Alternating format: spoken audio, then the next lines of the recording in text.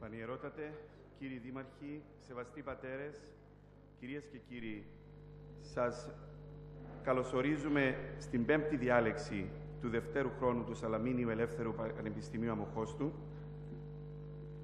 Απόψε εισηγητής θα είναι ο μεταδιδακτορικός ερευνητής στο Πανεπιστήμιο Κύπρου, Δ. Κωνσταντίνος Χατζηστάσου, με ένα πολύ επίκαιρο και άκρος ενδιαφέρον θέμα με τίτλο «Μπορούν οι κυπριακοί υδρογονάνθρακες να αναζωογονήσουν την κυπριακή οικονομία?»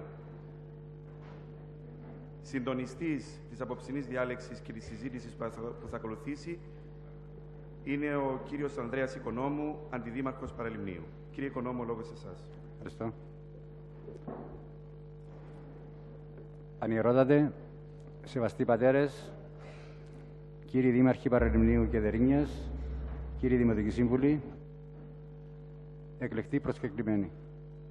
Είναι με ιδιαίτερη χαρά που σας καλωσορίζουμε στην πέμπτη διάλεξη του δεύτερου χρόνου του Σαλαμίνιου Ελεύθερου Πανεπιστημίου Αμοχώστου στο Παραλίμνη, που διοργανώνουν από κοινού η Ιερά Μητρόπολης Κωνσταντίας Αμοχώστου και το Πανεπιστήμιο Κύπρου, με χορηγούς την Ελληνική Τράπεζα, τη Συνεργατική Πιστωτική Εταιρεία Παραλιμνίου, χορηγή επικοινωνίας, η εφημερίδα Φιλελεύθερος, το Ράδιο Πολιτεία, ο ραδιοφωνικός σταθμός του Πανεπιστημίου Κύπρου και η ηλεκτρονική εφημερίδα Φαμαγούστα News. Εισηγητής, όπως ακούσατε, της απόψινής διάλεξης είναι ο κύριος Κωνσταντίνος Χατζηστάσου, μεταδιδακτορικός ερευνητής στο Ερευνητικό Κέντρο Κύος του Πανεπιστημίου Κύπρου. Τον τίτλο της απόψινής διάλεξης τον ακούσατε και μέσα από την ομιλία του ο κύριος Χατζηστάσου θα εξετάσει με μια τεχνική επισκόπηση τα μηχανικά άρματα που επιτρέπουν τον εντοπισμό και την αξιοποίηση κοιτασμάτων υδρογονανθράκων σε υπερβαθιά νερά. Επιγραμματικά θα σκιαγραφηθούν τα έργα υποδομής για την ανάπτυξη του κοιτάσματος Αφροδίτη και τη μεταφορά του φυσικού αερίου και άλλων πεδίων υδρογονανθράκων στη στεριά. Επίσης, θα συζητηθεί πώς μπορεί να ανατρέψει τα δεδομένα ο εντοπισμός πετρελαίου στη λεκάνη της Λεβαντίνης. Ως ήθιστε, πριν την δώσω τον λόγο στον κύριο Κωνσταντίνο, να πω λίγα λόγια για το βιογραφικό του. Ο κύριος Κωνσταντίνος Χατζηστάσου, ερευνητής μηχανικής του Πανεπιστημίου Κύπρου, ειδικεύεται στην αξιοποίηση υπεράκτιων ενεργειακών πόρων, τις ανανεώσιμες πηγές ενέργειας και την εξοικονόμηση ενέργειας. Τα ερευνητικά ενδιαφέροντα του Δ. Χατζηστάσου περιλαμβάνουν τις υποθαλάσσιες υποδομές πετρελαίου, τη μεταφορά υπεράκτιων κοιτασμάτων φυσικού αερίου και πετρελαίου, το ενεργειακό αποτύπωμα και τα θερμοηλεκτρικά συστήματα. Συμμετείχε και δραστηριοποιείται ενεργά σε έργα που αφορούν την εισαγωγή φυσικού αερίου στην Κύπρο, την παραγωγή ηλεκτρισμού από κυματική ενέργεια, γεωθερμικά συστήματα κλπ. Συχνά παραδίδει διαλέξεις σε συνέδρια και εμφανίζεται σε τοπικά και διεθνή μέσα μαζικής ενημέρωσης για το φυσικό αέριο. Ως εμπειρογνώμονας μηχανικός, συμμετέχει σε διάφορες επιτροπές ειδικών για το κυπριακό φυσικό αέριο. Ο Δ. Χατζηστάσου αρθρογραφεί σε θέματα ενέργειας και υδρογονανθράκων, ενώ έχει δώσει συνεντεύξεις οι οποίες φιλοξενούνται στο διεθνή τύπο, όπως η Wall Street Journal, η Bloomberg Business Week, η Observer, Guardian κλπ. Στο παρελθόν, έχει εργαστεί ως επιθεωρητής μηχανικός εκ μέρους ενεργειακών κολοσσών, όπως η BP, η Mobil Exxon, η Πετρολίνα και τα ελληνικά πετρέλαια. Προηγουμένως, ο κύριος Χατζηστάσου ήταν μεταδιδακτορικός ερευνητής στο MIT Energy Initiative, είναι κάτοχος διδακτορικού στη μηχανική επιστήμη από το Πανεπιστήμιο της Οξφόρδης και μεταπτυχιακού από το MIT. Με αυτά τα λόγια, καλώ τον σημερινό μας ομιλητή να λάβει τον λόγο.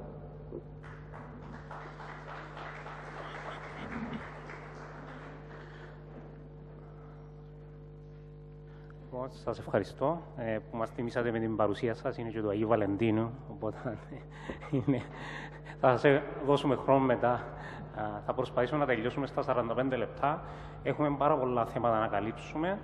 Θα μιλήσουμε λίγο για τα τεχνικά στην αρχή, ώστε να μπορείτε να έχετε μια καλύτερη εικόνα και να μπορείτε να κρίνετε κατά πόσο αυτά που ακούετε έχουν βάση και να μπορείτε να ξεχωρίσετε την αλήθεια από τον μύθο όσον αφορά τους κυπριακούς υδρογονάνθρακες, οι οποίοι έχουν γίνει μείζο θέμα τόσο προεκλογικών, αλλά και θέμα οικονομικών, τώρα με την οικονομική κρίση που μαστίζει την Κύπρο.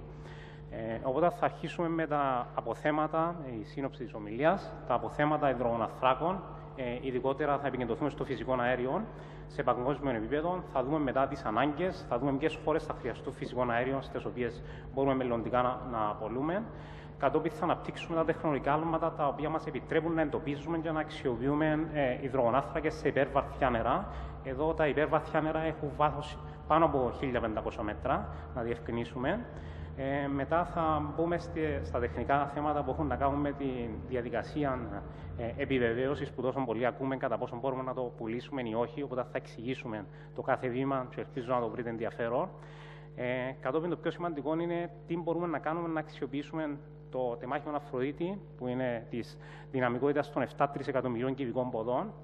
Οπότε θα εξηγήσουμε τις υποδομές που χρειάζεται να γίνουν βάσει των διεθνών πρακτικών. Θα δούμε πώς ποντίζονται οι αγωγοί και στο τέλος θα κοιτάξουμε το σταθμό υγροποίησης, το γνωστό σαν LNG, πώς θα στοιχίζει κτλ. Παράλληλα όμως θα δούμε και ευκαιρίες εργοδότησης που ίσως να επηρεάσουν θετικά το κλίμα της Κύπρου. Και ο επίμαχων είναι το δεύτερος γύρος αδειοδότησης που μόλις πρόσφατα έχει τελειώσει. Θα δούμε τους ενεργειακούς παίκτες που έχουν μπει στην αγορά της Κύπρου, θα εξηγήσουμε γιατί είναι πολύ σημαντικό και κατόπιν θα κοιτάξουμε την πρόθεση της Total να εντοπίσει πετρέλαιο και να εξηγήσουμε γιατί είναι πολύ πολύ σημαντικό και θα κλείσουμε με τις επιλογές και τις προκλήσεις που είναι και τα θέματα που πρέπει να ξεπεραστούν για να αξιοποιηθούν οι υδρογονάνθρακες. Σε παγκόσμιο επίπεδο, όπως ήδη αναγνωρίζετε, η Ρωσία έχει τα μεγαλύτερα αποθέματα. Αυτά είναι στοιχεία του 2011 από την BP. Έχει 44,6 τρισεκατομμύρια κυβικά μέτρα. Δεν θα τα αναπτύξουμε όλα διεξοδικά. Απλά εδώ να τονίσουμε το Κατάρ, το οποίο είναι από τις πλουσιότερες χώρες στον κόσμο και θα εξηγήσουμε μετά και έχει να κάνει με την αξιοποίηση του φυσικού αερίου. Από πλευράς ποσοστών, το σημαντικό είναι ότι το Κατάρ έχει 12%, έχει το μέγεθος περίπου της Κύπρου, γύρω στα 11.000 τετραγωνικά χιλιόμετρα και έχει το πιο ψηλό κατακεφαλήν εισόδημα στον κόσμο. Και αυτό έχει να κάνει με τον εντοπισμό τεράστιων αποθεμάτων. Μιλούμε για το Northfield, το οποίο έχει 903 εκατομμύρια κυβικά πόδια σχέση με την Κύπρο που έχει 7. Επίσης, να τονίσουμε την Αίγυπτον εδώ, η οποία ήταν η πρώτη στη λεκάνη της Ανατολικής Μεσογείου, η οποία έξαγε υγροποιημένο φυσικό αέριο και τώρα φτάσει σε σημείο να εισάγει. Και αυτό σημαίνει ότι ανοίγει τις πόρτες και σε άλλες χώρες να μπουν στο παιχνίδι. Συχνά ακούμε ότι η Ευρωπαϊκή Ένωση εξαρτάται από τη Ρωσία ενεργειακά και αυτό δεν είναι τυχαίο. Να κρίνουν ότι περίπου το 1 τρίτο, το 31,8% των εισαγωγών της Ευρώπης το 2010 ερχόταν από τη Ρωσία. Οπότε οι ευρωπαϊκοί μας εταίροι προσπαθούν να διευρύνουν την ποικιλομορφία της εισαγωγής ενεργειακών πόρων. Οπότε η Κύπρος μπορεί να συνεισφέρει ουσιαστικά σε αυτόν. Δεν σημαίνει όμως ότι η Ρωσία θα το δει με θετικό μάτι. Τώρα, από πλευράς εκτιμήσεων για το μέλλον, οι ενεργειακές πηγές, αν και το πετρέλαιο και όπως βλέπετε στα αριστερά, το πετρέλαιο και το γιάθρακας, μετά από το 2010, αυτή είναι μια εκτίμηση της BP πάλι, θα μειωθούν. Εν τούτης, οι ανάγκες σε φυσικό αέριο θα συνεχίσουν να αυξάνονται και αυτό έχει να κάνει με άλλα θέματα, όπως για παράδειγμα το πρόβλημα που έχει προκύψει με την πυρηνική ενέργεια στην Ιαπωνία κτλ. Οπότε, οι προοπτικές για την αξιοποίηση φυσικού αερίου είναι ευίωνες.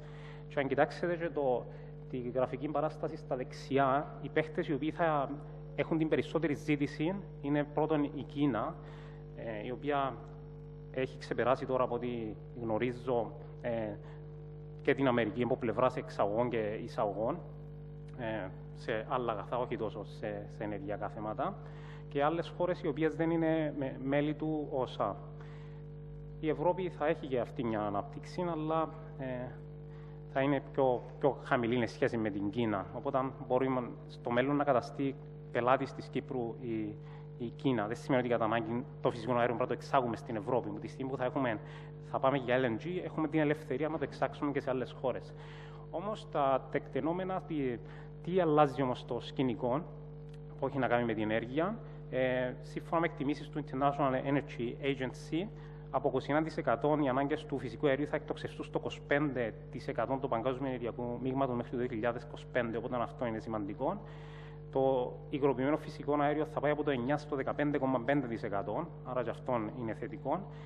Το άλλο το οποίο έχει ανατρέψει τα τεκτενόμενα στην Ανατολική Αφρική είναι ότι εντοπιστήκαν τεράστια αποθέματα της τάξης των 103 εκατομμυρίων κυβικών ποδών υπεράκτια το χωρό της Μοζαμβίκης και Τανζανίας, οπότε και η ΕΝΑ εμπλέκεται σε αυτά και μπορούν να αυξήσουν τον ανταγωνισμό, διότι θα προχωρήσουν και με υγροποίηση. Ένας άλλος σοβαρός παίχτης, ο οποίος μπήκε πάρα πολύ δυναμικά στην αγορά του υγροποιημένου φυσικού αερίου, είναι η Αυστραλία, η οποία έχει τεράστια projects και μάλιστα, όπως θα δείξω και μετά, προχωρούν και με υγροποίηση. Σε αυτά συμμετέχουν και εταιρείες οι οποίες δραστηριοποιούνται στην Κυπριακή ΑΟΣ. Και τέλος, στην ΙΠΑ, στην Αμερική, έχει γίνει μια μεγάλη επανάσταση που έχει να κάνει με τον εντοπισμό. Μάλλον γνωρίζαμε ότι υπήρχαν, αλλά οι νέες τεχνικές μας επιτρέπουν να αξιοποιήσουμε αυτά τα αποθέματα που ονομάζονται σχιστολιθικό φυσικό αέριο. Και αυτή είναι η γραφική που δείχνει τις εξαγωγές. Στα δεξιά και στα αριστερά είναι η αναπεριοχή. Οπότε, από ό,τι βλέπουμε εκεί, θα εξάγουν χώρες όπως στη Μέση Ανατολή, θα αυξηθούν. Η Αυστραλία, το κόκκινο που είναι στη μέση, θα έχει αρκετές εξαγωγές μετά από το 2010. Και από πλευράς εισαγωγών, όπως έχουμε πει και πριν, η Κίνα και η Ινδία, σε συνάρτηση μαζί με την Ιαπωνία και την Νότια Κορέα, θα κινούν την παγκόσμια αγορά. Σημαντικό, το οποίο για να έχουμε ενημερωμένη άποψη, είναι να κοιτάξουμε και τα τεχνολογικά άλματα που μας επιτρέπουν να αξιοποιήσουμε τα αποθέματα υδρογοναθράκων, πράγμα το οποίο δεν ήταν εφικτό πριν 10 με 15 χρόνια. Πρωταρχικό ρόλο έχουν οι κατευθυνόμενες γεωτρήσεις, θα δείξουμε πιο μετά. Η υδραυλική ρογμάτωση, αυτή είναι η τεχνική η οποία χρησιμοποιείται στην Αμερική, οπότε έχουμε πει. Και τέλος, τα υπεράκτια συστήματα τα οποία βοηθήσαν μας στο να εντοπίσουμε υδρογονάθρακες στην Κύπρο. Οι εκκλεινόμενες γεωτρήσεις, όπως βλέπετε, είναι γεωτρήσεις οι οποίες δεν είναι κατακόρυφες, οπότε υπάρχει η ευχέρεια να περάσουν και εμπόδια, άμα χρειαστεί, και να φτάσουν εκεί που χρειάζονται με πάρα πολύ ακρίβεια. Μιλάμε, αυτές οι γεωτρήσεις μπορεί να έχουν μήκος 13 χιλιόμετρα, γύρω στις 40.000 πόδια, και να πάσει με μια ακρίβεια των σύμπλην 3-4 μέτρων. Οπότε είναι εντυπωσιακό από μηχανικής πλευράς το πώς γίνεται, και το τι επιτρέπει αυτή την τεχνολογία να καταφέρει αυτό που καταφέρνει είναι με συστήματα καθοδήγησης του κοπτικού άκρου. Το μπροστινό μέρος του τρυπανιού ουσιαστικά μπορείς να το καθοδηγήσεις μέσα στα πετρώματα και να φτάσεις στο σημείο που θέλεις, που ήταν κάτι το οποίο τώρα έχει γίνει πολύ διαδεδομένο και τα τελευταία 20 χρόνια. Οπότε, αν αυξάνεις την παραγωγικότητα, έχεις χαμηλότερο περιβαλλοντικό αποτύπωμα και μια σειρά από άλλα πλεονεκτήματα. Όπως βλέπετε εκεί, όταν έχει εμπόδια, μπορούμε να τα ξεπεράσουμε τα εμπόδια και να πάμε να εντοπίσουμε το κοίτασμα και να έχουμε και πάρα πολλά πηγάδια, ένα συγκεκριμένο κοίτασμα, διότι με ένα πηγάδι δεν μπορούμε να αξιοποιήσουμε. Για παράδειγμα, στην περίπτωση της Κύπρου μιλάμε για 104 τετραγωνικά χιλιόμετρα το οικόπεδο Αφροδίτη. Είναι αδύνατο από ένα μόνο πηγάδι να καταφέρουμε να αντλήσουμε το απόθεμα του αερίου που έχουμε.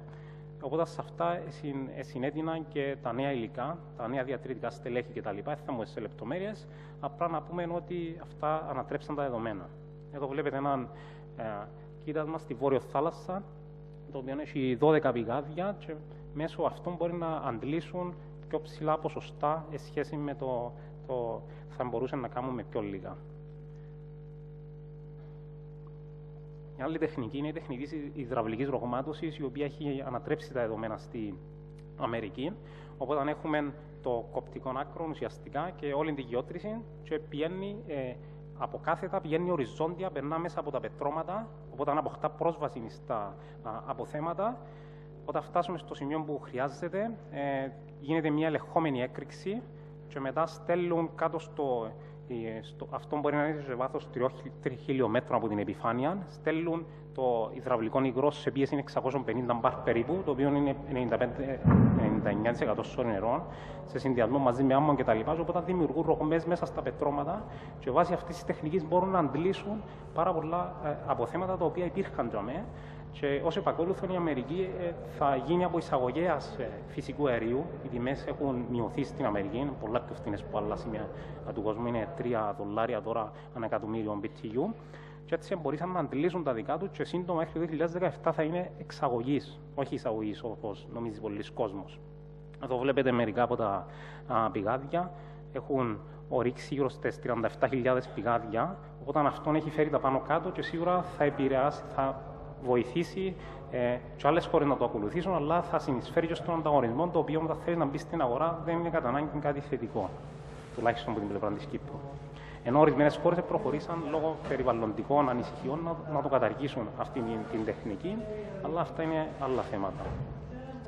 Τώρα σε υπεράκτιων επίπεδων, όπως βλέπετε εκεί,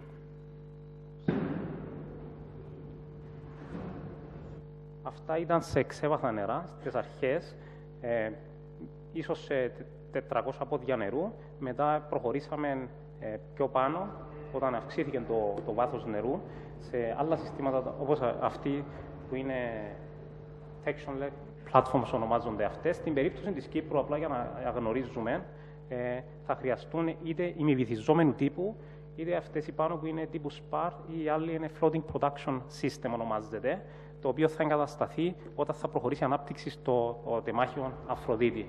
Οπότε, απλά έτσι για να γνωρίζετε. Κάτι άλλο το οποίο βοήθησε σημαντικά μετά το 1977, το οποίο αυτές οι κατασκευές μπορούν να χρησιμοποιηθούν για την αξιοποίηση πετρελαίου επί το πλήστο. Δηλαδή, αν βρούμε πετρέλαιο, δεν χρειάζεται να κατασκευάσουμε ένα αγωγό από την ΑΟΣ μας να έρχεται στη στεριά. Μπορούμε να το αξιοποιήσουμε στο ίδιο σημείο με τη χρήση μιας πρώτης κατασκευής, τα οποία ονομάζονται FPSO, ή μπορούμε να χρησιμοποιήσουμε άλλες μεθόδους. Αλλά στην περίπτωση του πετρελαίου, αυτό είναι το πιο διαδεδομένο στην αγορά αυτή τη στιγμή. Άλλα συστήματα τα οποία, να μην μπούμε σε βάθος, έχουν να κάνουν με άλλες τεχνολογικές εξελίξεις, όπως η εύκαπτη αγωγή, τα συστήματα σταθεροποίησης κτλ. Και μπαίνουμε στο πιο ενδιαφέρον κομμάτι της ομιλίας, που έχει να κάνει με τους κυπριακούς υδρογονάνθρακες που σας ενδιαφέρει περισσότερο. Όπως ίσως να γνωρίζετε, σύμφωνα με την Αμερικανική Γεωλογική Επισκόπηση, στην περίπτωση της Λεβαντίνης, της Λεκάνης, υπολογίζεται ότι έχουμε γύρω στα 122 τρισεκατομμύρια κυβικά πόδια, ενώ στην Λεκάνη του Νείλου υπολογίζεται στα 223. Οπότε αυτές εμπίπτουν και στην ΑΟΣ της Κύπρου και δεν είναι τυχαίο το ότι βρίσκουμε υδρογονάνθρακες. Άρα είμαστε τυχεροί που είμαστε σε μια υποσχόμενη περιοχή. Απλά εδώ να πούμε ότι η μελέτη έχει γίνει το 2010, πριν τον εντοπισμό των υδρογονανθράκων στο Ισραήλ, στο Λεβιάθαν, Ταμάρ κτλ. Και στην Κύπρο. Οπότε σε κάποια φάση θα προχωρήσει να αναβαθμιστεί, αλλά προς το παρόν το έχουμε σαν μέσον αναφοράς. Ωραία, βρήκαμε το φυσικό αέριο. Τώρα τι κάνουμε να το αξιοποιήσουμε, τι θα χρειαστεί, πόσο χρόνο θα χρειαστεί. Αυτά είναι τα επίμαχα θέματα. Το ιστορικό της ανακάλυψης προχωρήσαμε το 2007 με τον πρώτο γύρο αδειοδότησης. Η Νόπολ ήταν η μόνη σοβαρή εταιρεία που επέδειξε ενδιαφέρον. Τους είχαμε δώσει το τεμάχιο 12, όπως βλέπετε εδώ, αφού είχαμε υπογράψει και συμφωνίες οριοθέτηση της ΑΟΣ το 2003 μαζί με την Αίγυπτο, το 2007 μαζί με το Λίβανο, το οποίο ακόμα δεν το επικυρώσαν, και το 2010 με το Ισραήλ. Οπότε με το Ισραήλ είχε υπογραφεί συμφωνία αφού είχαμε εντοπίσει το κοίτασμα, αλλά η Νόπολ δραστηριοποιείται και στην ΑΟΣ του Ισραήλ, οπότε αυτό είναι σημαντικό σε περίπτωση που θα προχωρήσουν ή μάλλον που θα προχωρήσουμε την αξιοποίηση του στο μέλλον. Αυτά έχουν γίνει βάσει των σεισμικών μετρήσεων, τα οποία αυξάνουν τις πιθανότητες εντοπισμού. Οπότε, ακούμε ότι λέει η Total θα προχωρήσει για εντοπισμό πετρελαίου χωρίς να διεξάγει σεισμικές μετρήσεις τρισδιάστατες. Αυτό δεν μπορεί να γίνει. Το ρίσκο είναι τόσο ψηλό που καμιά εταιρεία δεν θα βάλει τα λεφτά της χωρίς να κάνει τις τρισδιάστατες σεισμικές, διότι αυτό αυξάνει τις πιθανότητες εντοπισμού των υδρογονανθράκων και είναι πολύ σημαντικό. Και τα επόμενα βήματα είναι το θέμα. Εδώ βλέπετε το σκαρίφημα. Εδώ είναι βάση των τρισδιάστατων, Και είναι εκεί που εντοπίστηκε το κοίτασμα. Έχει 3 ρογμές, οπότε αυτά πρέπει να αξιολογηθούν όταν θα προχωρήσουμε στο στάδιο της ανάπτυξης και παραγωγής. Τα χαρακτηριστικά, εντάξει, ίσως να τα έχετε δει. Μιλάμε για υπερβαθιά νερά. Είναι αρκετά καλό το net zone pay, 100 μέτρα, και το επιπαδόν του είναι αρκετά μεγάλο. Ακόμα δεν έχει επιβεβαιωθεί, οπότε τα 7 τρισεκατομμύρια μπορεί συνήθως με τις εταιρείες που είναι συντηρητικές, λες μια πιο χαμηλό ποσότητα και μετά αναβαθμίζουν το όταν έχουν περισσότερες λεπτομέρειες, οπότε τρέφουμε ελπίδες ότι αυτό θα αυξηθεί. Απλά εδώ να τονίσουμε ότι στην περίπτωση της Κύπρου κάτι που δεν είναι υπέρ μας είναι ότι είμαστε σε υπερβαθιά νερά. Οπότε οι αναπτύξεις αυτές που είναι σε τόσο μεγάλο βάθος είναι πιο δαπανηρές και τεχνολογικά πιο απαιτητικές. Είναι εφικτό ναι μεν, διότι τώρα υπάρχουν πεδία τα οποία αναπτύσσονται σε βάθος 3.000 μέτρων, οπότε τεχνολογικά μπορούμε να το κάνουμε. Απλά σίγουρα θέλει προσοχή και θέλει και τον απαραίτητο εξοπλισμό και την τεχνογνωσία. Η εκτιμημένη του αξία είναι κάτι το οποίο μπορούμε να αντιατρέψουμε περισσότερο. Απλά να πούμε, σαν πρώτη εκτίμηση, κυμαίνεται από 24 μέχρι 36 δισεκατομμύρια ευρώ. Και είναι κάτι το οποίο είναι σημαντικό, όποιος θέλει να ρωτήσει μετά. Η συνεκμετάλλευση επιβάλλεται διότι είναι πάνω στην ΑΟΣ της Κύπρου μαζί με το Ισραήλ. Οπότε δεν γνωρίζουμε αν το κοίτασμα, ο ταμιευτήρας επεκτείνεται στο Ισραήλ. Μέσα από μετρήσεις όμως μπορούμε να ξέρουμε και συνήθως γίνεται ένας διακανονισμός μεταξύ των δύο χωρών και επειδή οι εταιρείες είναι κοινές και στην ΑΟΣ της Κύπρου και στην ΑΟΣ του Ισραήλ, αυτό μπορεί να επιδεχτεί σχετικά εύκολα. Όμως ποια είναι τα επόμενα βήματα? Η επόμενη φάση, αφού έχουμε περάσει από την ερευνητική και εξερευνητική φάση, δηλαδή εντοπίσαμε το απόθεμα, πρέπει να περάσουμε στη διαδικασία της επιβεβαίωσης. Δηλαδή θέλουμε να αφαιρέσουμε, θα το εξηγήσω πιο μετά, την αβεβαιότητα από το απόθεμα. Δηλαδή θέλουμε να ξέρουμε ότι είναι εμπορεύσιμο και μπορούμε να το αξιοποιήσουμε. Άρα πώς γίνεται αυτό, και μετά απλά θα δούμε την τεχνολογία του που να χρησιμοποιηθεί και τα λοιπά και τις υποδομές. Απλά κάτω να δούμε τον κύκλο ζωής ενός κοιτάσματος. Αρχίζουμε με την εξερευνητική. Στην περίπτωση του Αφροδίτη έχει περάσει αυτό το στάδιο. Μετά είναι η φάση της περιχαράκωσης ή της επιβεβαίωσης που παίρνει 1 με 3 χρόνια. Οπότε αν θέλουν τον χρόνο του, διότι θα μπούμε στη διαδικασία αξιολόγησης των στοιχείων κτλ. Και θα έχει και ακόμα μια γεώτρηση τουλάχιστον. Και μετά προχωρούμε στο στάδιο της ανάπτυξης που πρέπει να κατασκευαστούν υποδομές. Εδώ βλέπετε υποθαλάσσιες υποδομές. Και η παραγωγή αρχίζει κατόπιν. Και μπορεί να διαρκέσει 20 με 30 χρόνια, αλλά μπορεί να πάει και περισσότερο. Και στο τέλος είναι το demobilization, ονομάζεται, η decommissioning, η εγκατάλειψη, που είναι σε πολύ βάθος χρόνου. Ωραία. Όταν η διαδικασία επιβεβαίωσης τι συμπεριλαμβάνει? Ο στόχος της είναι να μετατρέψουμε έναν πόρο, διότι αυτή τη στιγμή έχουμε έναν πόρο, δεν είναι απόθεμα. Το απόθεμα στον χώρο των πετρελαϊκών business που λέμε έχει πιθανότητες άντλησης 90%. Οπότε τώρα έχουμε ένα απόθεμα και πρέπει να πάμε στο επόμενο στάδιο να το επιβεβαιώσουμε για να μπορέσουμε να το αξιοποιήσουμε.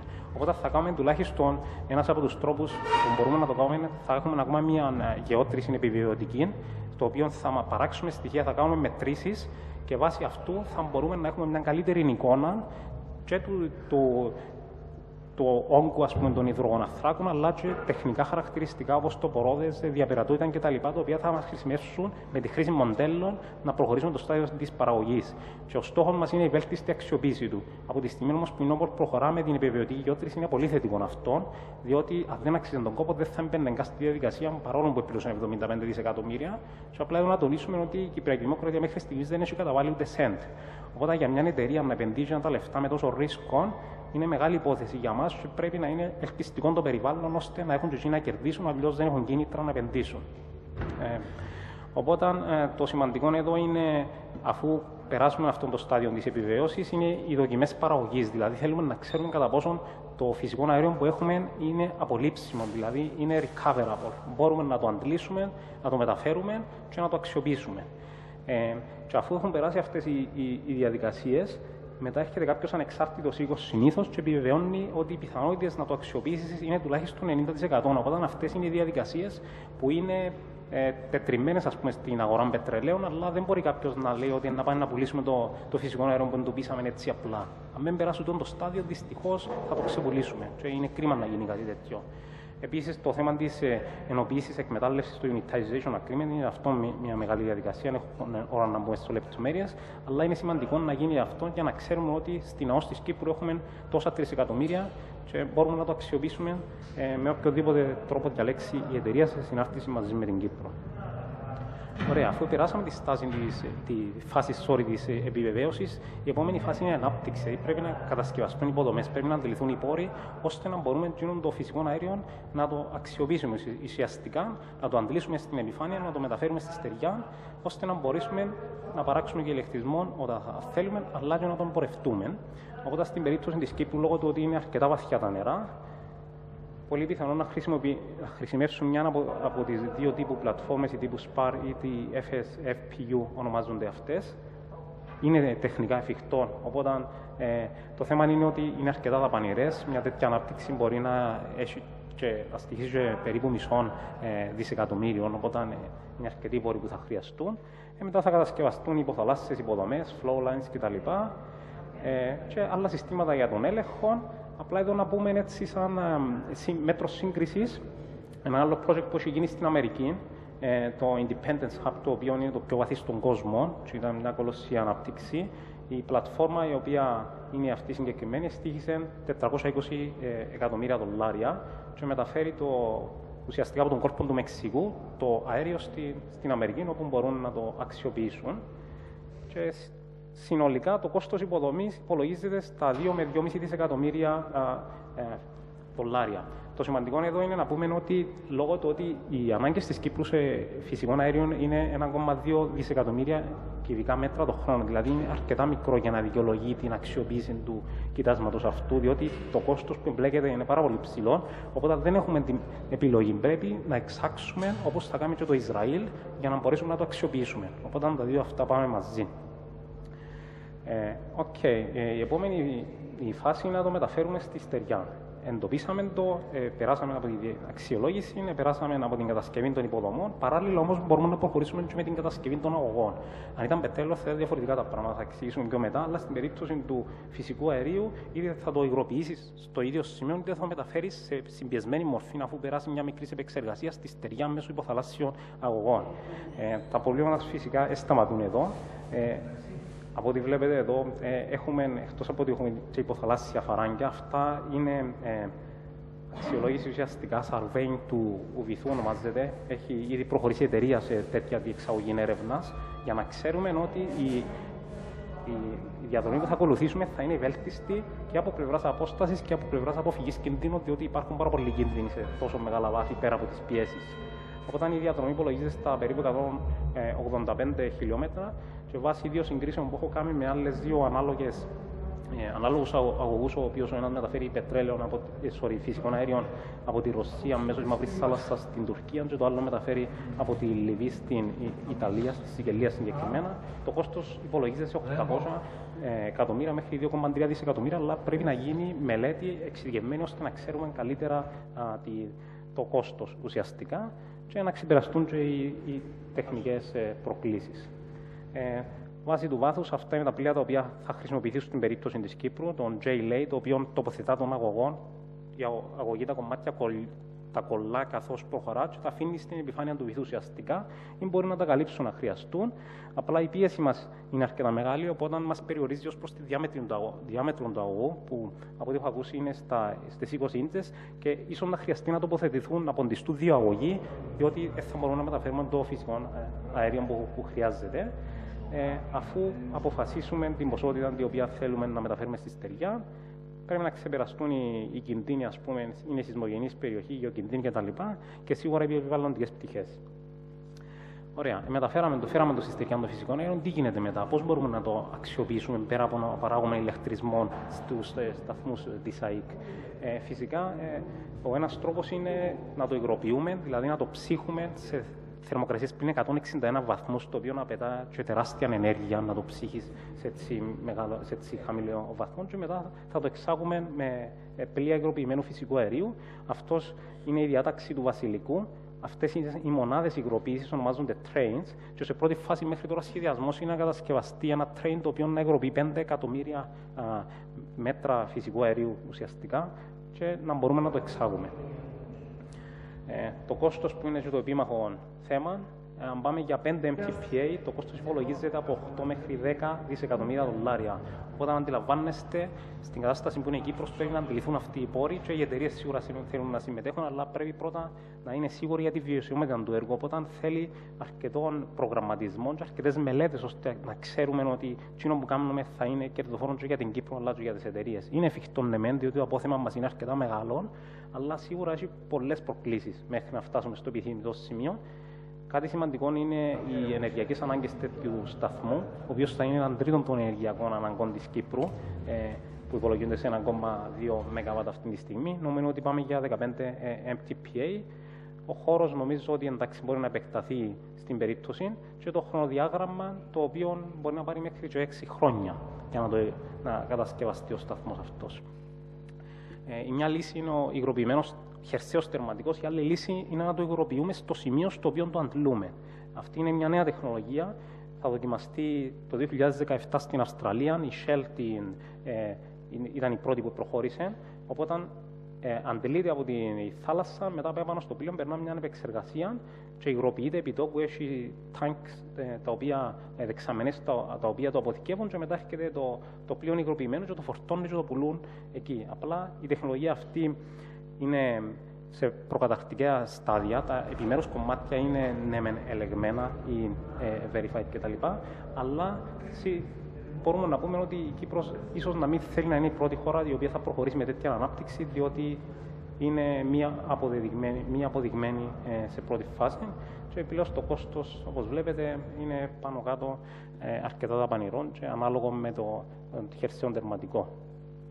Αφού το υγροποιήσαμε, μετά θα το εξάγουμε με πλοία υγροποιημένου. Αυτό είναι τα Q-Max τα οποία έχει το Κατάρ και είναι της τάξης των 200 εκατομμυρίων. Όταν μιλάμε για αρκετά ό,τι κάνουμε που έχει σχέση με το φυσικό αέριο, λόγω του ότι η μεταφορά του δεν είναι εύκολη, είναι αρκετά δαπανηρό. Οπότε είναι και αυτό ένα από τα θέματα. Πρέπει να υπογράψουμε συμφωνία με τις εταιρείες 15 ετή, 20 ετή, για να μπορούν να παρουσιάσουμε στους επενδυτές και να τους πείσουμε ότι υπάρχουν τα συμβόλαια, δώστε μας τα χρήματα, δανείστε μας τα χρήματα, ώστε να προχωρήσουμε με την ανάπτυξη. Και το άλλο το περιοριστικό εδώ είναι ότι οι χώρες τις οποίες εξάγουν το φυσικό αέριο σε υγροποιημένη μορφή πρέπει να έχουν την υποδομή ώστε να το μετατρέπουν από υγρό σε αέριο. Οπότε κάτι περιοριστικό είναι ότι πρέπει να έχουν σταθμό αεριοποίησης, το οποίο να το μετατρέπουν από υγρό σε αέριο. Κάτι άλλο επίμαχο θέμα είναι το θέμα των περιβαλλοντικών πτυχών. Βάσει και των ευρωπαϊκών κανόνων, η Κύπρος είναι αναγκασμένη να διεξάγει περιβαλλοντικές μελέτες για κάθε γύρο αναδειοδότησης και για κάθε ανάπτυξη και για κάθε φάση της ανάπτυξης. Οι φάσεις, έχω γράψει ένα άρθρο πάνω στο θέμα. Εντάξει, η φάση εξερεύνησης δεν έχει σοβαρές επιπτώσεις πάνω στο περιβάλλον. Αλλά η φάση της ανάπτυξης των πεδίων σίγουρα πρέπει να γίνουν εντελεχή μελέτες ώστε να ξέρουμε ότι θα επηρεαστεί η υποθαλάσσια χλωρίδα και πανίδα, πράγμα το οποίο μπορεί να συνυπάρξει η αγορά πετρελαίου μαζί με την προστασία του περιβάλλοντος. Δεν είναι κάτι το οποίο δεν έχει ξαναγίνει, απλά θέλει αρκετή προετοιμασία και θέλει και πόρους για την εκπόνηση των κατάλληλων μελετών. Κάτι το οποίο έχει γίνει πρόσφατα είναι ο δεύτερος γύρος αδειοδότησης, ο οποίος έχει γίνει πάρα πολύ δώρος. Είχε προκηρυχθεί στις 11 του Φεβρουαρίου, έληξε στις 11 του Μαΐου του 2012. Είχαμε 12 μπλοκς προσφορά. Το ενδιαφέρον εξεπέρασε τις προσδοκίες, θα εξηγήσουμε κατόπιν ποιες εταιρείες συμμετείχαν. Είχαμε 15 αιτήσεις για 9 τεμάχια, εκ των οποίων 5 εταιρείες και 10 κοινοπραξίες, εκ των οποίων είχαμε σοβαρές εταιρείες όπως η Petronas, η Total, η Enai κτλ. Όσες έχετε ακούσει. Εκ των οποίων τα πιο δημοφιλή τεμάχια ήταν το τεμάχιο 2 και το τεμάχιο 9. Απλά εδώ να πούμε για το τεμάχιο 9, το signature bonus της υπογραφής ήταν 90 εκατομμύρια που είχαμε πάρει, οπότε είναι το πιο υποσχόμενο από όλα από πλευράς εντοπισμού αερίου. Ωραία. Αφού είχε γίνει αξιολόγηση από την Επιτροπή Εμπειρογνωμόνων σε συνδυασμό μαζί με την Paisy FunLab, οι διαπραγματεύσεις αρχίσαν τις 30 Οκτωβρίου και τελειώσαν με την απονομή των τεμαχίων, ονομάζονται concessions αυτά, για τα τεμάχια 2, 3 και 9 και με τη total τα τεμάχια 10 και 11, τα οποία έχει κλείσει πριν λίγες μέρες ο δεύτερος γύρος με την υπογραφή των συμφωνιών. Από αυτόν η Κύπρος έχει κερδίσει 174 εκατομμύρια ευρώ, τα οποία μας είπαν που είπα, και το ερευνητικό πρόγραμμα των εταιριών τα επόμενα 3 χρόνια είναι αρκετά επιθετικό. Θα έχουμε 10 γεωτρήσεις μέσα σε διάρκεια, σε αυτήν τη σύντομη χρονική διάστημα. Οπότε, αρκετά σύντομα θα έχουμε ενδείξεις και κατά πόσο υπάρχει και πετρέλαιο που μπορεί να αξιοποιηθεί, όπως θα σας δείξω πιο μετά, σε πιο σύντομο χρονικό διάστημα σε σχέση με το φυσικό αέριο. Αυτές είναι οι εταιρείες και πρέπει να είμαστε ευτυχείς, διότι παρόλο που είμαστε μια περιοχή που οι ανερχόμενοι έδειξαν περιβάλλον σοβαρές εταιρείες. Συχνά ακούω το σχολιασμό γιατί δεν έδειξαν ενδιαφέρον οι super majors, όπως για παράδειγμα η Mobil Exxon, η BP, η Chevron κτλ. Αυτές που επιδείξαν ενδιαφέρον, πιστέψτε με, είναι πολύ σοβαρές και πρέπει να το αξιοποιήσουμε με τον καλύτερο δυνατόν τρόπο. Για παράδειγμα, η Total, η γαλλική, έχει κύκλο εργασιών 93 δισεκατομμύρια. Αναλογιστείτε το ΑΕΠ της Κύπρου είναι γύρω στα 22 δισεκατομμύρια δολάρια, αν θυμάμαι σωστά. Έχει προσωπικό 96.000 κόσμων και αντλεί 2,3 εκατομμύρια βαρελιού, είναι millions of barrels of oil equivalent ονομάζεται, και είχε κέρδη της τάξης των 12,3 δις, που είναι 1,5 φορά το προϋπολογισμό του κράτους. Οπότε μιλούμε για μεγαθύρια. Το ενδιαφέρον είναι ότι αυτή η εταιρεία έχει πάρα πολύ εμπειρία στην ανάπτυξη κοιτασμάτων υδρογοναθράκων πετρελαίου συγκεκριμένα. Αυτόν ονομάζεται FPSO και στήχησε 1,6 δισεκατομμύρια.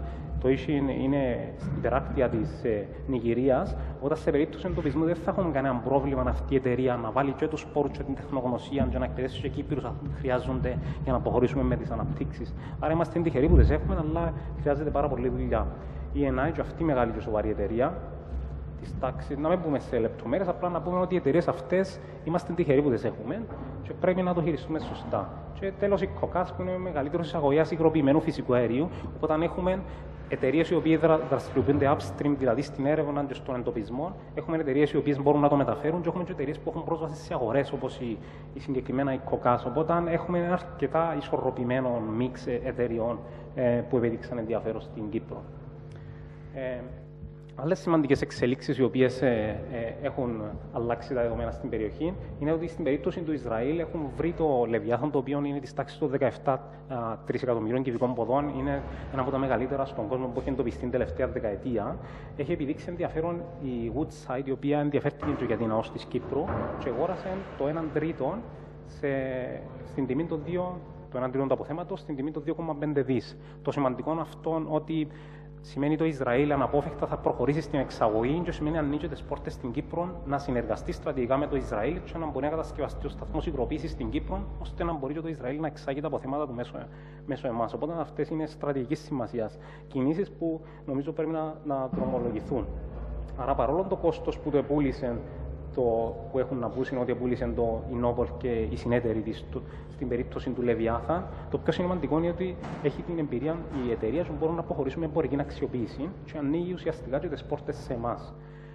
Και πριν λίγες μέρες ο Υπουργός έχει προχωρήσει να δώσει το 30% του ημαχείου 12, το Αφροδίτη ουσιαστικά, στην ΤΕΛΕ και την ΑΦΕΡ, οπότε έχουμε και εταιρείες που το Ισραήλ ενεργά εμπλακόμενες στην Κυπριακή ΑΟΣ. Ωραία. Ήβραμε το φυσικό αέριο, μπορούμε να προχωρήσουμε με τις υποδομές κτλ. Τι επίδραση θα έχει όμως στην Κύπρο, τι ευκαιρίες εργοδότησης όμως, τι δουλειές θα ανοίξουν ουσιαστικά που να ενδιαφέρουν τον κόσμο. Αυτή είναι μια μελέτη την οποία εκπώνησε η Αρχή Αναπτύξεως Ανθρώπινου Δυναμικού και βασίζεται στις παραδοχές ότι θα προχωρήσουμε μέχρι το 2019 με το σταθμό υγροποίησης και ουσιαστικά χωρίζονται τις διαφορετικές φάσεις σε 5 φάσεις, αν θυμούμε σωστά. Στην πρώτη φάση δεν αναμένεται να είναι σοβαρές οι ευκαιρίες για να εργοδοθούν οι Κυπροί, διότι είναι εξειδικευμένες και είναι οι εταιρείες που εργοδοτούν τον κόσμο τους ουσιαστικά έχουν πλοία σεισμικών μετρήσεων κτλ. Οπότε εκεί δεν έχει πάρα πολλές ευκαιρίες. Κατόπιν όμως είναι η εξόρυξη και μεταφορά, στην οποία εκτιμούσαν ότι είναι γύρω στα 100 άτομα που θα χρειαστούν. Και εδώ είναι σχετικά λίγο περιορισμένες οι ευκαιρίες. Αλλά σίγουρα μπορούμε να καταρτήσουμε Κυπραίους με έναν σχέδιο το οποίο να είναι στοχευμένα για να συμπληρωθούν οι θέσεις αυτές. Και το σημαντικό είναι ότι η Κύπρος από τη στιγμή που έχει τα αποθέματα φυσικού αερίου μπορεί να θέσει όρους δικούς της και να πει ότι εντάξει, θέλουμε να εργοδοτούνται και τόσοι Κύπροι στα έργα. Το θέμα είναι ότι πρέπει να υπάρχουν οι άνθρωποι καταρτισμένοι και τόσοι σοβαροί της εταιρείας δεν θα προλάβουν οποιοδήποτε. Δηλαδή πρέπει να έχει περάσει από το κάθε στάδιο, ας πούμε, της εκπαίδευσης και να έχεις τα πιστοποιητικά σου. Αλλιώς δεν θα εμπιστευτεί κανέναν και ουσιαστικά απλά να βλέπουν τα έργα να γίνονται και δεν θα βλέπουν να εργοδούνται Κύπροι. Οπότε η νέα κυβέρνηση που θα αναλάβει έχει σοβαρό έργο να επιτελέσει ως προς τη χάραξη της πολιτικής, ώστε να εκπαιδευτούν οι άνθρωποι κατάλληλοι που έχουμε αρκετούς στην Κύπρο και ακαδημαϊκού επίπεδου, αλλά και σε πιο χαμηλό μεσαίου επίπεδου, από ό,τι θα δείτε μετά, αλλά και σε γενικώς να εμπλακούν και σε άλλα θέματα παρεμφερή. Το μεγάλο κομμάτι της εργοδότησης θα επέλθει από την κατασκευή του τερματικού, το οποίο εκτιμούν ότι θα είναι της τάξης των 4.400.000 ατόμων. Και αυτό, εντάξει, θα εξαρτηθεί από πολλούς παράγοντες, απλά δεν έχουμε ώρα να αναπτύξουμε. Ορισμένα επαγγέλματα, από ό,τι βλέπετε εδώ, τα οποία θα έχουν ιδιαίτερη ζήτηση, θα έχει να κάνει με εξειδικευμένους συγκολλητές, ηλεκτρολόγους, κατασκευαστές λεβίτων, ελαιοχρωματιστές, καλουψίες κτλ. Αυτά είναι η μεγάλη μερίδα του λέοντος, ας πούμε, και είναι επαγγέλματα μέσου επίπεδου.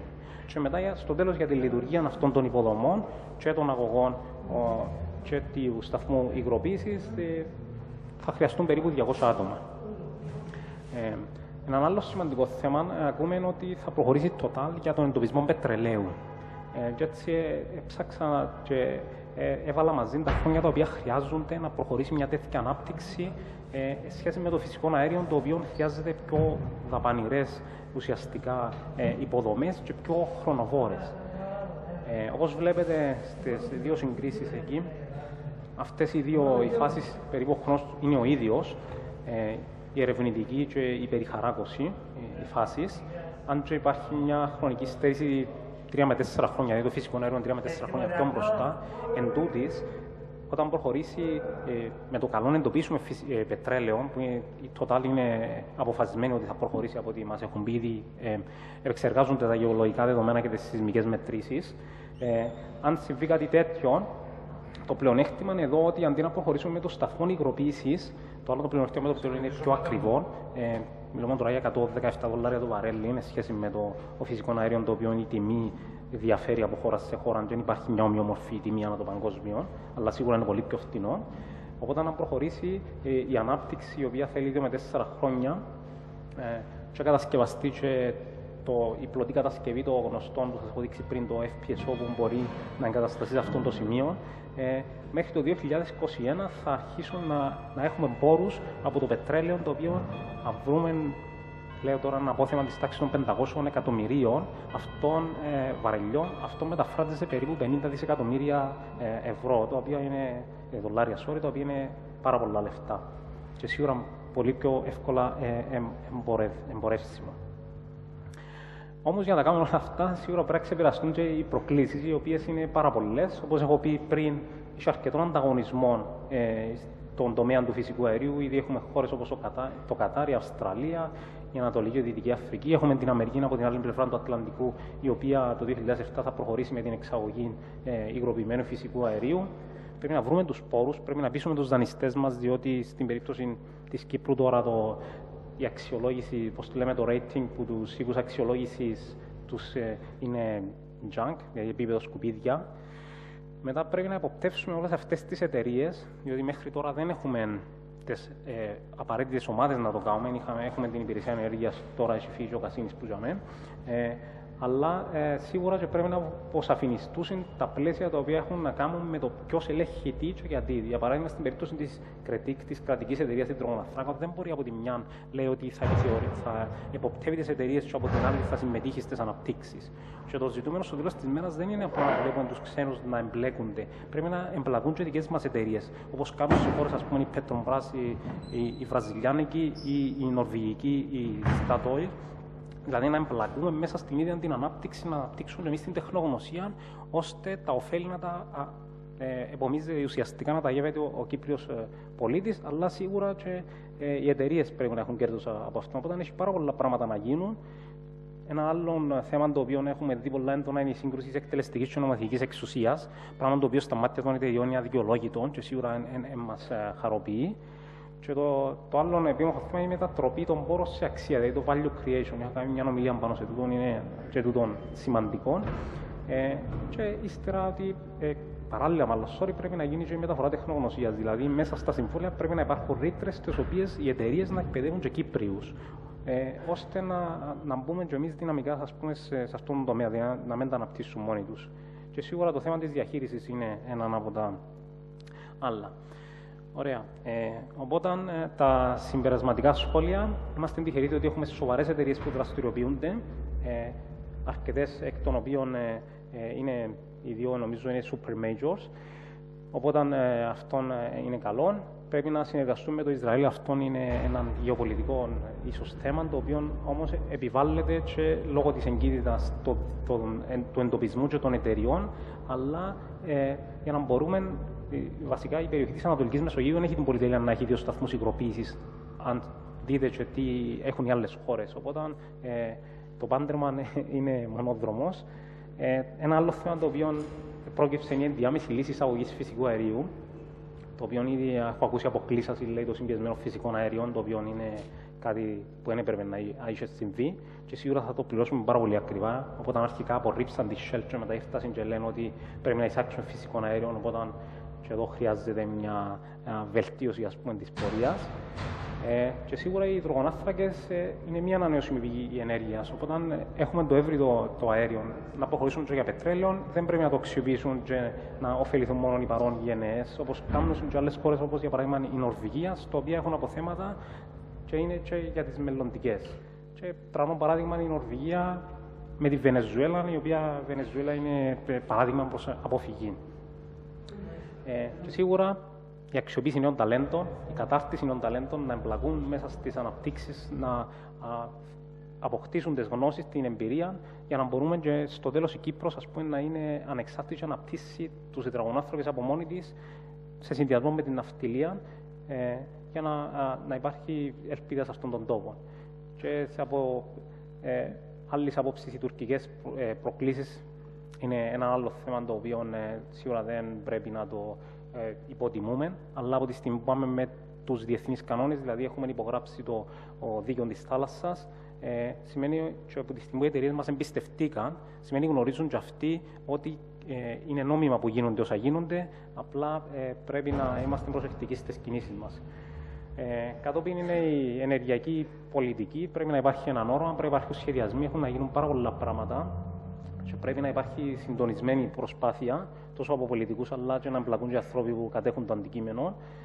Υπάρχει το όρομα να μετατραπεί Κύπρος σε ενεργειακό κέντρο. Αυτό είναι καιρό που το ακούμε. Απλά τώρα έχουν γίνει σοβαρά βήματα προς αυτήν την κατεύθυνση και σίγουρα πρέπει να γίνουν περισσότερα. Και κλείνοντας, λόγω του μεγάλου ανταγωνισμού, δεν έχουμε την πολυτέλεια να χρονοτριβούμε. Άρα, για να απαντήσω το αρχικό ερώτημα, αν μπορεί να βοηθήσουν οι υδρογονάνθρακες στην κυπριακή οικονομία να παρακάμψει ουσιαστικά, αν προχωρήσουν οι εταιρείες με τις υποδομές και αν γίνουν και σωστές κινήσεις εκ μέρους μας, σίγουρα οι προοπτικές είναι πάρα πολύ μεγάλες και είναι αυτό που δίνει ελπίδα στον τόπο. Σας ευχαριστώ.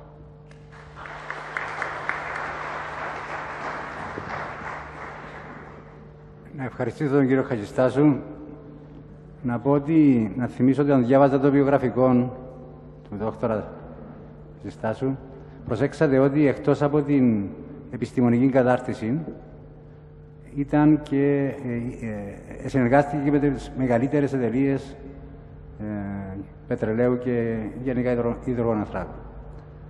Με την εισήγηση που μας έκαναν απόψε, απόδειξαν ότι αυτή η εμπειρία που είχε με αυτές τις μεγάλες εταιρείες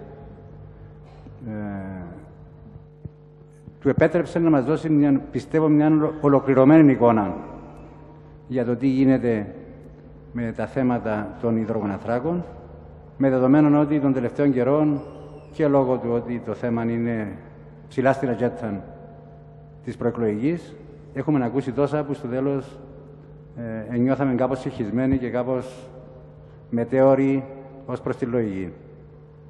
Ακούσαμε από τον κύριο Χατζηστάσου για τα χρονοδιαγράμματα, τις διαδικασίες, Ακούσαμε για τις διαδικασίες κατασκευής των υποδομών, αλλά το κυριότερο ακούσαμε για τα τρομακτικά κόστη αυτών των υποδομών, τα οποία ναι, σε κάποια φάση ανέφεραν ότι είναι 10 με 12 δισεκατομμύρια, αλλά αντιλαμβάνομαι αφορούν των τερματικών και όχι τις υπόλοιπες επενδύσεις που πρέπει να γίνουν από τις εταιρείες για να γίνει εξόρυξη. Έτσι, η οποία το ποσό ξεπερνά ή πλησιάζει τα 25 δισεκατομμύρια.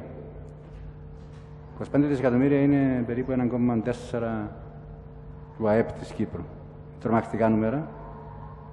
Και κάτι άλλο το οποίο με ευχαρίστηση άκουσα είναι τα θέματα περιβάλλοντος, τα οποία υποτιμούμε όλοι εν ώψη της προσδοκίας του κέρδους και θέλουμε να πιστεύουμε ότι θα γίνουν όλα όσα πρέπει να γίνουν για να μην καταλήξει η περιοχή μας μια πυρηνική βόμβα. Σε αυτό το στάδιο θα προχωρήσουμε σε ερωτήσεις 15-20 λεπτών και μια παράκληση μου, επειδή το θέμα είναι ψηλά στην αγκάθια της πολιτικής των υποψηφίων. Αν είναι δυνατόν να αποφύγουμε ερωτήσεις, όχι γιατί θέλουμε να φημώσουμε κανέναν, ερωτήσεις που άπτονται της πολιτικής για να μην παρεξηγηθούμε ότι αυτή η διάλεξη απόψε μετατράπηκε ή παρεκτρέπηκε σε πολιτική συζήτηση. Θα ανοίξω έναν κατάλογο. Παρακαλώ. Ναι, δάσκαλε.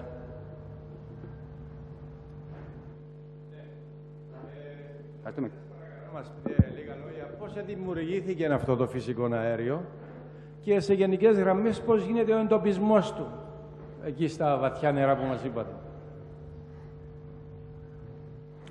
Βασικά, όπως βλέπετε και εδώ στη διαφάνεια, οι βασικές προϋποθέσεις πρέπει να υπάρχει οργανική ύλη. Συνήθως γίνεται σε κοίτες ποταμών.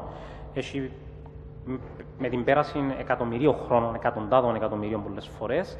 Όταν έχεις την οργανική ύλη, κατακάθεται και μετά έχεις άλλη ύλη η οποία κάθεται πάνω της και με την πάροδο των χρόνων δημιουργείται ένα πέτρωμα, έναν κάλυμμα ουσιαστικά, στο δεύτερο μεσαίο τετραγωνάκι, το οποίο λειτουργεί και σαν αδιαπέρατο πέτρωμα.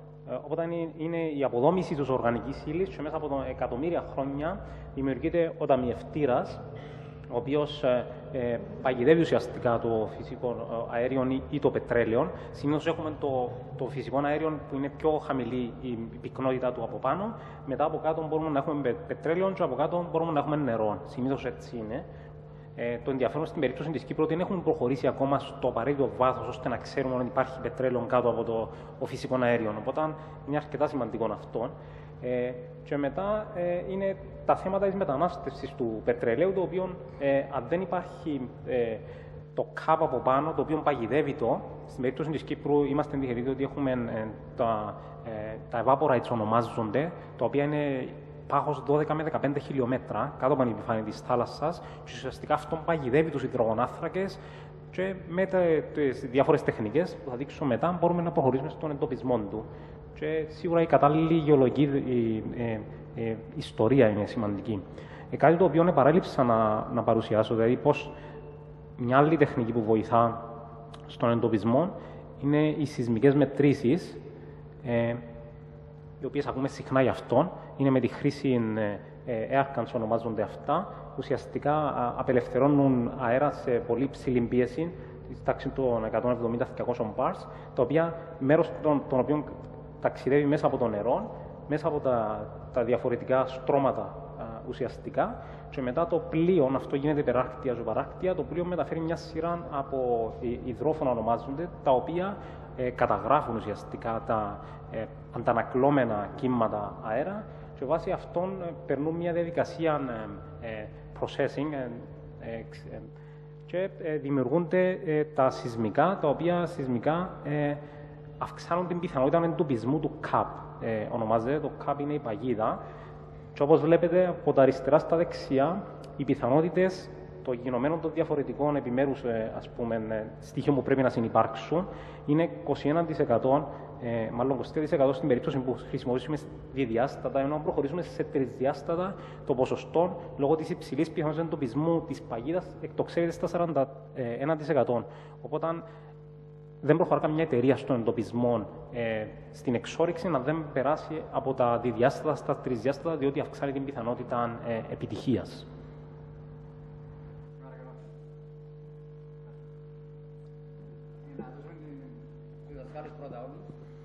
συνηθίζουν να κάνουν ερωτήσεις.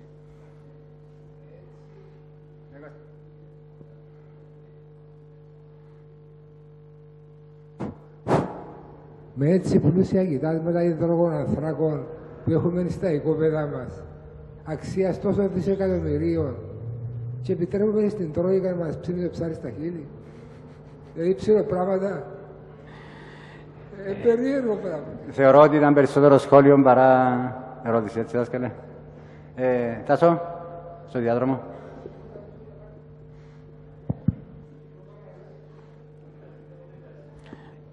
Απλά πρέπει να περάσουμε από τις συγκεκριμένες διαδικασίες που έχω εξηγήσει για να φτάσουμε στο σημείο στο οποίο να μπορούμε να μετατρέψουμε τον πόρο σε απόθεμα. Απλά το timing αυτή τη στιγμή είναι ατυχές, δυστυχώς.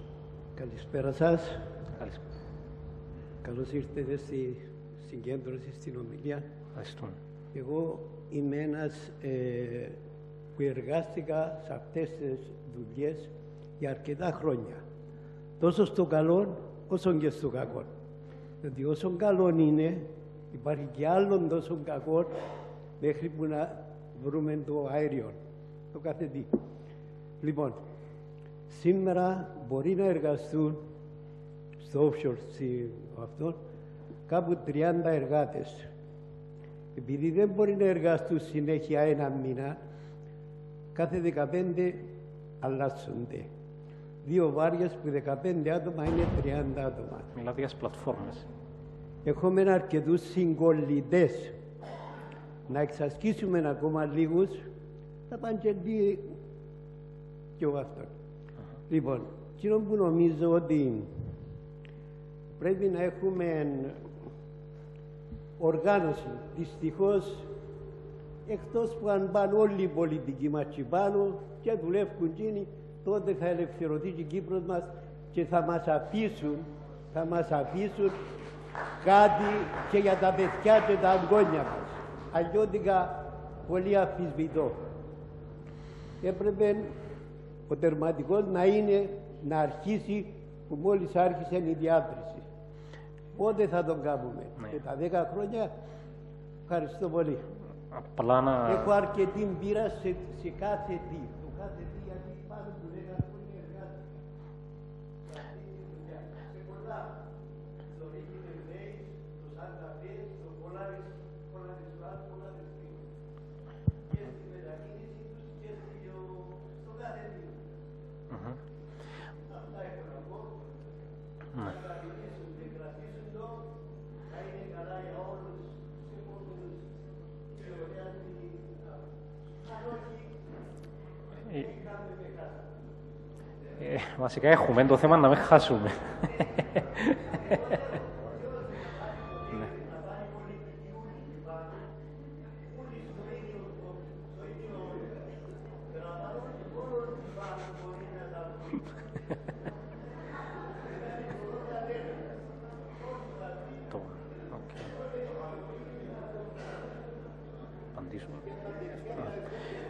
Απλά εδώ να επισημάνουμε ότι αν δεν περάσουμε από τις συγκεκριμένες διαδικασίες, δηλαδή έχουμε εντοπίσει το φυσικό αέριο, είναι πόρος αυτή τη στιγμή, να μετατρέψουμε σε απόθεμα, δεν μπορούμε να προχωρήσουμε να κατασκευάσουμε την υποδομή, διότι δεν μπορούμε να αντιλήσουμε τους πόρους, αλλά από την άλλη δεν έχουμε τις πιθανότητες με το μέρος μας. Δηλαδή, όταν το μετατρέψουμε σε απόθεμα, έχουμε 90% πιθανότητα να το αντλήσουμε. Και γιατί το λέω τούτο, διότι οι εταιρείες δεν θα μας εμπιστευτούν ότι μπορούμε να το αξιοποιήσουμε, αν δεν το μετατρέψουμε για να ακολουθήσουμε αυτή τη διαδικασία.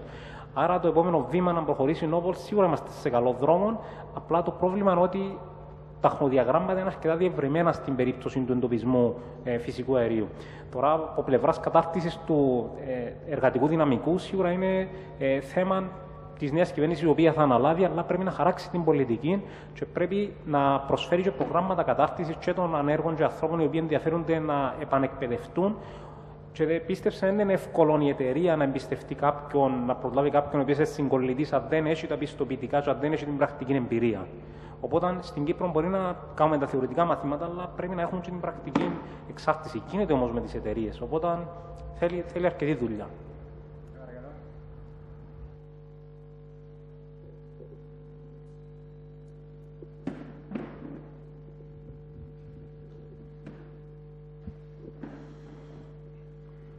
Καλησπέρα. Βασικά, πριν 2,5 περίπου μήνες η Deutsche Bank της Γερμανίας είχε εκδώσει μια έκθεση σε ό,τι αφορούσε τα κοιτάσματα της Κρήτης και μιλούσε για αποθέματα της τάξης που θα αποφέρουν μάλλον στο μέλλον 427 δισεκατομμύρια ευρώ. Σε συνδυασμό και με την έκθεση της RBS της Σκωτίας, θα ήθελα την άποψή σας στο ότι τούτες οι τράπεζες δεν έχουν κάποιες επιβεβαιωτικές αν θέλετε, απόψεις από τις γεωτρήσεις και προχωρούσαν στις εκθέσεις. Έναν τούτο. Και δεύτερον, πόσο τελικά ήταν το λάθος και έδειξε ότι θα πρέπει να μας γίνει και μάθημα το ότι το 2007 αποφασίστηκε να μην γίνει η πλωτή μονάδα φυσικού αερίου και πόσο το πληρώνουμε αυτή τη στιγμή. Ευχαριστώ. Ωραία, για το πρώτο θέμα, επί των εκτιμήσεων, απλά τονίσουμε ότι είναι εκτιμήσεις αυτές, βασίζονται ουσιαστικά σε ό,τι ακούν από εμάς, διότι έχω δει την συγκεκριμένη τη Royal Bank of Scotland και προσπάθησα να καταλάβω τη λογική, αλλά δεν υπάρχει κάποια επιστημονική ουσιαστικά τεκμηρίωση πίσω από το, δηλαδή ουσιαστικά μέτρηπίσεις εξαίρεις. Οπότε είναι θετικό από την άποψη ότι ακούνται αυτοί οι αριθμοί για την Κύπρο, ειδικά στην κατάσταση που βρίσκεται, αλλά είναι εκτιμήσεις. Τώρα, στην περίπτωση της ΑΟΣ της Κύπρου, επειδή έχουμε τις διδιάστατες σεισμικές μετρήσεις, μπορούμε να έχουμε μια εκτίμηση ως τις υποσχόμενες γεωλογικές δομές, τα οποία ονομάζονται placed στους όρους των υδρογοναθράκων. Οπότε, βάσει αυτού μπορεί να έχει μια εκτίμηση ότι μπορεί να κρύβει αυτά τα αποθέματα, αλλά όταν πάει να τα μετατρέψει ουσιαστικά να δανειστεί λεφτά, ας πούμε, στην περίπτωση της Κύπρου τώρα, κανένας δεν θα μας δανείσει. Είναι θετικό ναι μεν, αλλά πρέπει να περάσει από τα στάδια που έχω παρουσιάσει, ας πούμε, από την αρχή μέχρι το τέλος. Τώρα, η δεύτερη ερώτηση ήταν για την εισαγωγή υγροποιημένου φυσικού αερίου. Όπως καταλαβαίνεις, το θέμα αυτό ήταν αρκετά. Είχαμε εμπλακεί πάρα πολύ πολιτική μες στο θέμα τούτο. Και λέει ότι όταν θα εφέρνασαν τη μονάδα από υγροποίησης ήταν ασύμφορη, δεν είχε δοκιμαστεί αλλού κτλ. Και τώρα φτάσαμε στο σημείο να πληρώνουμε το πιο ψηλό ρεύμα στην Ευρώπη, ειδικά μετά την έκρηξη, και ουσιαστικά πάσει πίσω στο ίδιο θέμα. Και τώρα πάσει στη ίδια ιδέα η οποία δεν θα είναι φτηνή. Διότι όταν το έχεις για αυτόν το σύντομο χρονικό διάστημα, σίγουρα θα πληρώνουμε premium. Και η απορία είναι, συμφέρει να εισάξουμε φυσικό αέριο. Νομίζω λόγω του μεγέθους της Κύπρου πρέπει να κάτσουμε να κάνουμε μια μελέτη και νομίζω, διότι ασχολήθηκα με το θέμα παλιά, νομίζω ότι δεν είναι υπέρ μας οι αριθμοί. Αλλά είναι κάτι το οποίο προχωρήσα σε διαπραγματεύσεις τώρα η ΔΕΦΑ και το κάνουν. Για άποψη δική σας.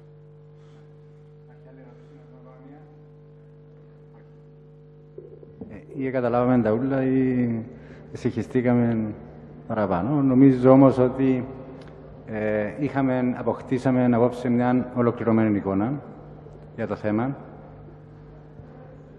Σίγουρα κάθε ωραίο τελειώνει, όχι με πόνο, με ευχαρίστηση. Εδώ ολοκληρώνεται η πέμπτη διάλεξη του Σαλαμίνιου Ελεύθερου Πανεπιστημίου Αμοχώστου, που διοργανώνουν από κοινού το Πανεπιστήμιο Κύπρου μαζί με την Ιερά Μητρόπολη Κωνσταντίνας Αμοχώστου. Σίγουρα πρέπει να ευχαριστήσουμε θερμά τον κύριο τον Δόκτωρα Κωνσταντίνο Χατζηστάσου για την εμπαριστατωμένη ομιλία. Ευχαριστούμε θερμά τους χορηγούς μας, την Ελληνική Τράπεζα, της ΠΕ Παραλιμνίου, το Φιλελεύθερον, το Ράδιο Πολιτεία,